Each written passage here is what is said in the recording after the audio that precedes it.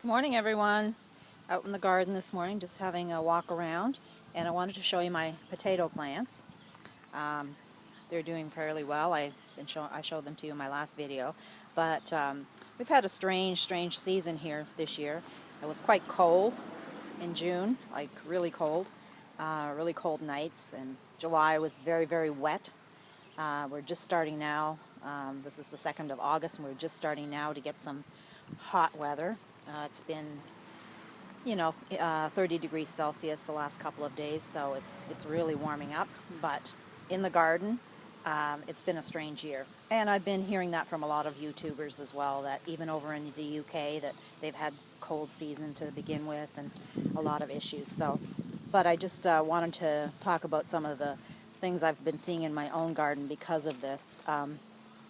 We had a new garden bed that we planted this year, so we had some issues with our soil. But otherwise, just from the weather alone, things were a little difficult to germinate, and things just didn't get going very well or very quickly. My peas did fantastic, still getting peas. That's a cool weather crop, so I guess that's to be expected. But some things are acting a little strange. These potatoes, for instance. So these are River John blue potatoes. They're a blue flesh and a blue skinned potato from New Brunswick, and they have beautiful purple flowers. They're quite attractive. I like those a lot. Some people take the flowers off their potatoes. I have done in the past, but I don't notice any difference in yields at all, whether I take them off or not. But this year, I wanted to show you that I am having a little bit of a different occurrence on my potato plants. So what's happening is these potatoes are setting fruit. So, which is something that is rare. For me anyways. I don't usually get fruit on my potato plants. But these, they look exactly like cherry tomatoes. Kind of freaks you out when you first see them. They're little clusters all over the plant.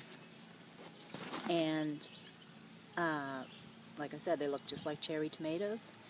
I cut one open here. I'll just show you if you can see. They look, this is a tiny one, but they look on the inside just like a tomato.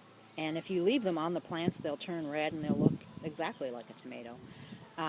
But, to be cautioned, these are quite poisonous, so do not eat them.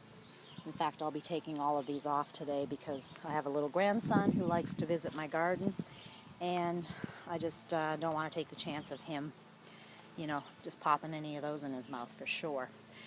So I'm growing 2 different varieties this year in pots, like I said.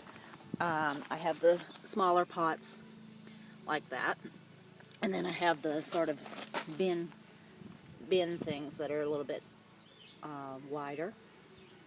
And I'm growing the Yukon Gold. These are also starting to flower. Right now they're a little bit later. And then I'm growing, like I said, the River John Blue. The potato tastes pretty much the same, I think, as a regular potato, that they just have a little bit more interesting color and look to them. So yeah, I do really well with these potatoes in pots. They're so easy to grow. I think in those big containers I put 3 seed potatoes, and I usually get about 5 pounds of potatoes from them, so not bad yield at all.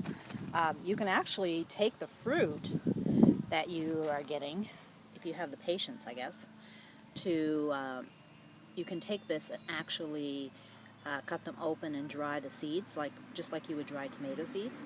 And when you do that, you can actually plant them next year, and you would have a true potato seed, which is kind of interesting. I may do that this year because, like I said, it's not every year that you get seeds from or fruit from your potatoes.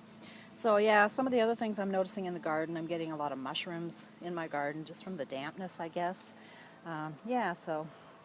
But every year's different, and it just keeps you on your toes. You got to be in the garden every day and just checking on things and making sure that you got no problems that you have to take care of before it gets out of hand. But it's all part of gardening, right? And we all love it so much. I hope you guys are all having a great day. Feel free to subscribe to my videos. or give me a thumbs up. I really like the communication between all the gardeners, so it helps with my growing process as a gardener. We always keep on learning. Hope everyone has a great day today. Take care.